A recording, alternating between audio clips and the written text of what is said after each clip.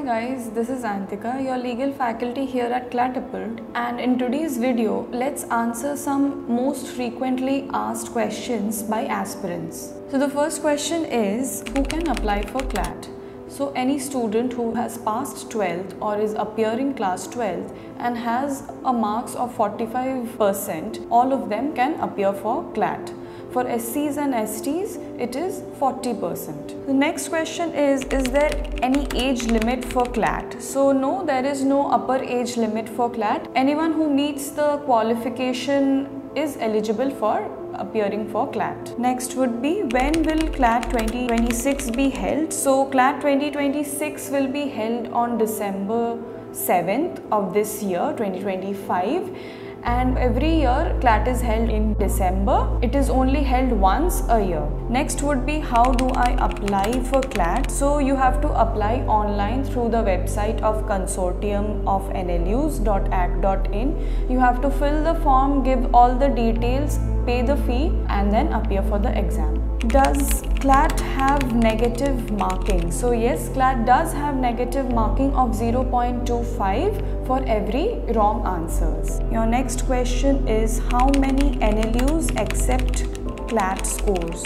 So currently there are 25 national law universities that take admission through CLAT scores, except NLU Delhi. They have a separate exam for it, that is ALIT. Next question would be, how many seats are available in CLAT? So there are around 4,000 seats available for CLAT UG. But remember that there will be around 60,000 people appearing for CLAT every year, so it is a tough competition. Next question is, how much is the application fee for the CLAT exam? That is, for general OBC PWD it is around 4,000 rupees, and for SCs, STs and student below the poverty line it is 3,500. Next question is, which is tougher, CLAT or ALIT? See, CLAT has more seats but has a heavy competition, whereas ALIT is just for NLU Delhi, so the seats are fewer and the exam is considered to be a little tough than CLAT. Next question would be, how should I prepare for GK? So focus on past 12 to 18 months current affairs, read newspapers daily,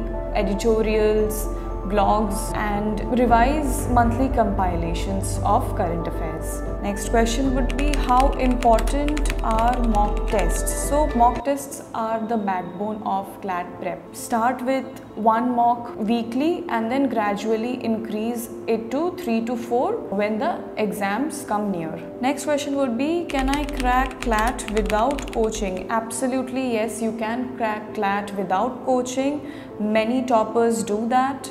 You just need to have a structured plan, stay consistent with reading and attempt regular mocks. That will do.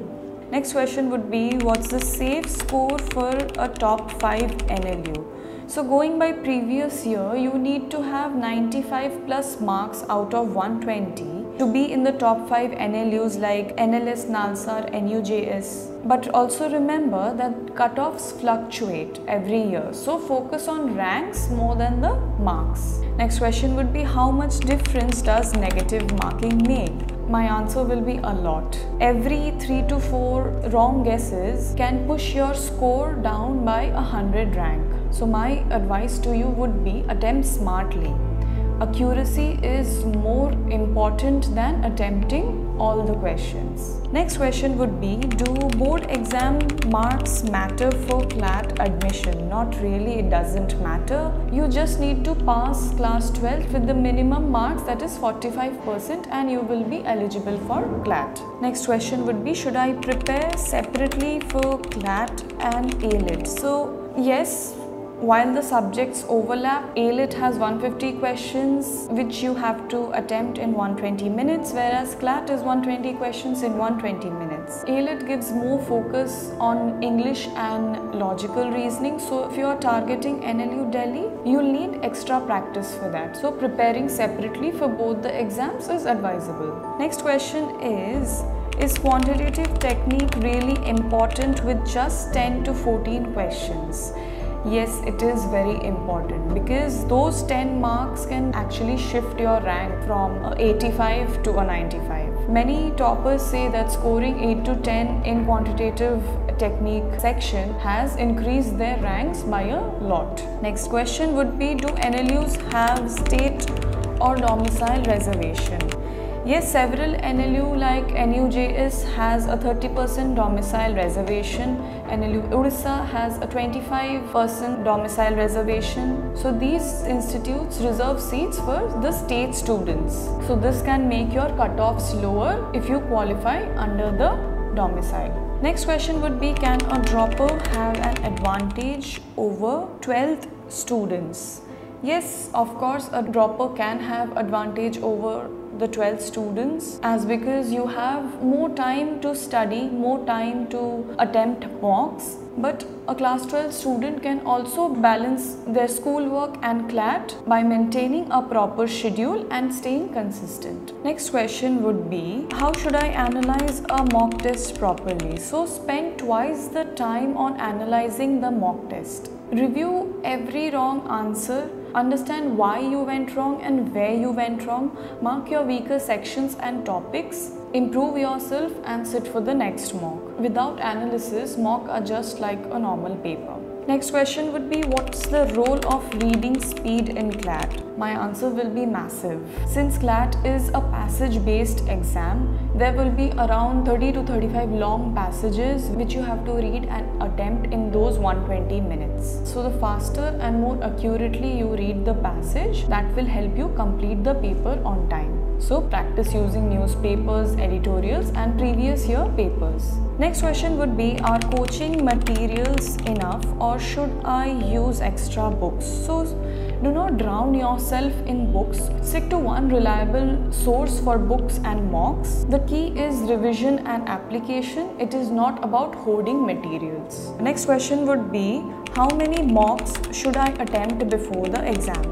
So at least 40 to 50 mocks you should attempt in the last 4 months. Each per week you should at least attempt 3 mocks. That will help you to be prepared for your actual exam day. So the next question would be, what if I panic during the exam? So what you can do is practice time-bound paper under strict condition. CLAT is usually held from 2 o'clock to 4 o'clock.